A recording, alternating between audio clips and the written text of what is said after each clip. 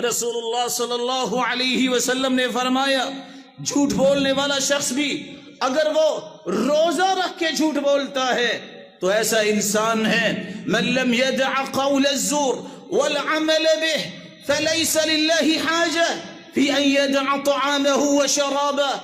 جو جھوٹ بولتا ہے روزہ رکھ کے بھی اللہ کو اس کی پرواہ ہی نہیں، وہ کھانا پینا کیوں چھوڑ رہا ہے؟ جب اس نے جھوٹے اعمال نہیں چھوڑنے، غلط کاری نہیں چھوڑنی، جھوٹ نہیں چھوڑنا، تو کھانا پینا چھوڑنے کی اس کو کیا ضرورت ہے؟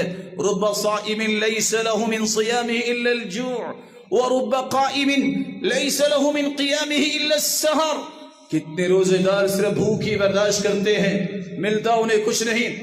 کتنے تہجد گزار تہجد ہی پڑھتے ہیں لیکن ان کو صرف جاگنا ہی ملتا ہے، اجر سے محروم ہوتے ہیں.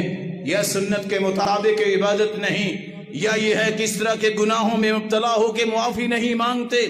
رسول اللہ صلی اللہ علیہ وسلم نے فرمایا ایک عورت کے بارے میں جب سنا کہ یہ عورت ہے تو تہجد پڑھتی ہے، تو نوافل پڑھنے کے ساتھ روزے بھی رکھتی، غیر انہا تؤذی جیرانہا بلسانہا، لیکن اپنی زبان سے پڑوسیوں کو تکلیف دیتی ہے، قال ہی فی النار، تو فرمایا یہ عورت جہنم میں جائے گی.